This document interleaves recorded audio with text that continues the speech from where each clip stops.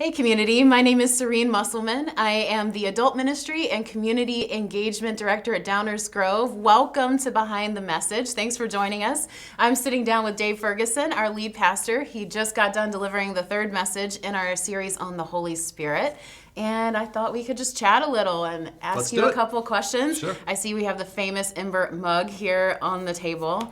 I'm a little jealous. It's only famous if they've watched the message. That's true. So you should definitely go back and check out the message. If you didn't watch it already, head back over to Community Online and be sure to catch that message.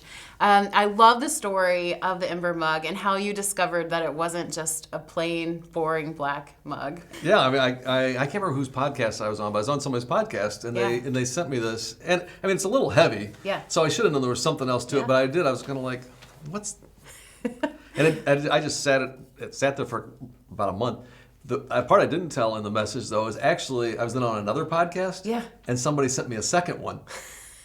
And so I'm like, what's You're up just with people sending me swag. black? What's up with people sending me these boring, black mugs? Well, that's when I kind of looked closer to the package, then Googled it, and go like, oh, this thing's awesome. And I found out, if you haven't watched the message yet, $130 value. Which is kind of cool. Yeah. And as I talk about in the message, it will actually hook up to your Bluetooth so you can actually have your coffee at a perfect 130 degrees all the time. Never gets cold, never gets too hot, stays perfect. Yeah. So yeah, this is actually a kind of cool thing. It's fancy.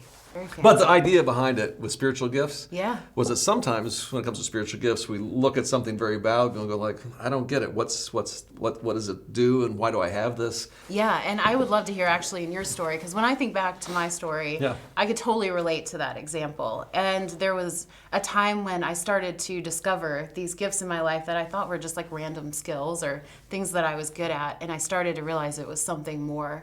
Would you mind sharing a little bit of your story, if maybe how you came to discover your spiritual gifts? Yeah, I'll give you a little bit, but then you have to tell yours. Okay. Okay. I think even as a kid, I kind of noticed like people would kind of just follow me. If I had an idea and wanted to do something, they would kind of gravitate towards that. Yeah. End up being like the captain of whatever sports team. Mm-hmm. When I was still in college, they asked me to be, and it was a small school, but I asked me to be the director of recruitment. And so I'm like a junior in college. They asked me to be the director of recruitment for the whole school, and I'm putting together a team, and we're setting records for recruitment.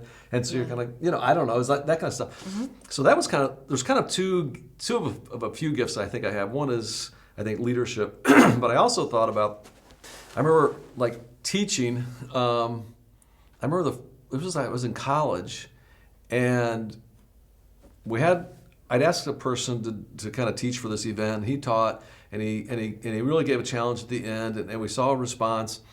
And then the idea was I would come up and kind of reinforce it, and then I kind of came up and reinforced the response, and we got like a really remarkable, just people like okay, I'm all in, let's do it. Yeah. And you're going like, wow, what was that? And so that was one of those. I think it felt like kind of the maybe combination of leadership and teaching gift. Yeah. So you kind of it made you feel like, oh, I think I'm onto something here. Yeah. Definitely. How about you? Yeah, I mean, it was kind of similar. I've had experiences like that coming up through high school. Some of my spiritual gifts are with leadership, teaching, shepherding, and I can look back and see similar experiences where I would sort of just get asked to step in and lead for something, or asked to like stand up and speak for something, but I didn't really see like that bigger purpose. And do you remember any one that comes to mind, like one specific like event? Yeah, I can remember back in high school, like just being in small groups at church, and like our youth group leaders kind of asking me to lead like a small group with other students, and just feeling this joy of like being able to dig into the Word together and to like grow in our faith, which as like a high schooler, I don't really knew like the bigger picture of what was happening in that moment, but I was discovering something that really felt like it was coming alive and I had joy in. But then it was later, like just a few years ago, when a mentor, someone who like I really respected, sat down and had an impactful conversation with me where they started to like call out those specific things in a way that I had never really thought about them before. So that was like a pivotal moment for me. That's pretty cool. Did you have someone in your life that did something like that as well? I mean, a couple of examples. I remember I was in junior high camp. and there was a guy named Dennis Gamoff, and Dennis Gamoff had been this like high school basketball All-American. He played at Purdue University. He might even did a short stint in the pros. But anyway, so he happened to be at this summer camp that I was at. And so when you're in junior high and you got this guy who's like a high school basketball All-American, I mean, he's like a god. Yeah. And we were playing, I think, softball or something like that. And of course, he was awesome at that too. He was, And I'm walking back to wherever like the cabins were or the cafeteria or something. I'm walking, and all of a sudden I feel this like tap on my shoulder or someone, and I turn around, and there's Dennis Gamoff. Yeah. And so, and I remember he said something to the effect of like, "Hey Dave, I've been watching you this week, and you could be a really, really good leader." Wow. And that was like that, I mean, that's like the 12-year-old version of me, and I still like remember that. And there have been other people along the way, including quite frankly, my parents, particularly maybe my mom and others, who would kind of like, "No, you can do this, you can do this." Yeah. So I think I've been very fortunate. But those are, I mean, I think this is important for I'd say this is important for anybody who has a leadership gift, anybody who's a parent, to actually kind of look people in the eye when you do see those gifts. Don't make sure it's true, but to actually say, "No, here's what I see in you." And that does, I think, calls out that spiritual gift. Yeah, absolutely. I mean, we're talking about the Holy Spirit, and I think we can't underestimate how the Holy Spirit can be working through those moments, through our words as we encourage someone or call that out. So powerful. If someone's watching today and they find themselves in a place where they want to take that next step, they want to discover what it is that the Holy Spirit's leading them into, what their gifts are, but they're feeling like a little unsure or intimidated, what would you say to them? Yeah, there was two kind of takeaways that we gave people kind of in the middle of the message. One is the team's put together this, it is a fun, interesting, what we call just a spiritual gift assessment tool. And you can take a look at the lower third there, go ahead, and if you would text the word gifts to 331-226-1686, and you can do that right now. It'll send you something. You'll get a chance to actually kind of take this assessment, which will help you understand what gifts you have. And then our team will also follow up and say, "Hey, here's some opportunities for how you could serve to actually use those gifts." So that's one thing we talked about. The other one we talked about was our Explore Community course. And I think it's going to be 3 Monday nights on March 17th, 14th, and 21st. It's available online, so wherever you are in the world, you could be a part of this. And I think that also in that, you'll learn more about spiritual gifts. You'll take a gift assessment, and also they'll also help you figure out where you can use them to serve. So either one of those are great next steps for people. That's awesome.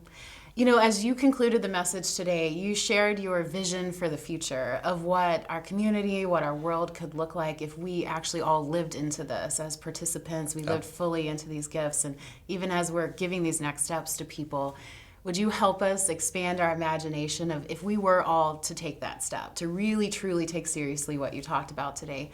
What do you think that could look like for us? I think in the very beginning, in Genesis chapter 1, there's a dream that God had for the world. Yeah. And there's this dream that God had for the world of how people would live in right relationship this way, but also right relationship this way. And essentially, sin, anytime we do anything that breaks relationship with each other, breaks relationship with God, kind of just screwed the whole thing up. Yeah. And I think when we are following the lead of the Holy Spirit and using our gifts, when you put those two things together, following what the Holy Spirit wants you to do and using your gifts, what that does is I think that what's fractured, it brings healing, it brings reconciliation this way, and also healing and reconciliation this way. So, I mean, any wrong in the world, the right, the fix for it exists in us as individuals, and then communally following the Holy Spirit and using our gifts. I mean, things like, big picture things, even like hunger in the world. Yeah. It turns out, there's enough resources in the world for everybody to have what they need. And when we all are being led by the Spirit and we're using our gifts, guess what? That would be eradicated. Any world hunger problem would be eradicated. And I know for some of you are going like, this seems too simple. No, it's a big ask. Definitely. For all of us to follow the Holy Spirit and use our gifts. But those kind of big picture things can actually be eradicated, and healing and wholeness can happen. So I would say any wrong that God sees in the world, that we see in the world, can be righted when we are using our gifts and being led by the Spirit. And I guess that's one of the reasons I get so fired up about the church. I think there's a lot of right critiques about the church and where churches have really kind of screwed things up. But I'll tell you what, when the church gets this right, when they really get it right, and no other organization, no other community of people is called to get it right or has the opportunity to get it right like we do. I mean, it is the ultimate force for goodness and human flourishing on the planet. Yeah. That's such an inspiring and encouraging picture, and it does take work. It takes commitment. It's not just like an easy fix, but what it can lead to is amazing and so much better. I would put it this way too. I think it's simple, but not easy. Yeah. Because it's simple. I think it really is that simple, as each of us keeping in step with the Spirit and using our gifts. Okay, we can all understand that. But now actually executing and doing that every day is the part that's hard. Yes, making it part of our rhythms, making it that priority in our life. Yeah. We get busy and distracted. Right. Thank you for sharing that. And as you've watched today, I hope that you felt inspired. I feel inspired to take a next step, to keep walking in this journey of following Jesus and learning what the Holy Spirit is doing in each of our lives. So if you would like to learn more about what we've been talking about today, head over to communitychristian.info to take that next step, to discover your spiritual gifts, maybe go to explore community. And we're on this journey together. We're so excited to be part of it with you. I didn't see the list, but we always say I have the spiritual gift of sarcasm. Yeah. Yes. Is that on the list? Well, be. most people would say that the list is not a complete list. Oh, So it may be a spiritual gift. okay. It's on your list. Or Yes. Alex on the list. That's true. Just Alec is on the list.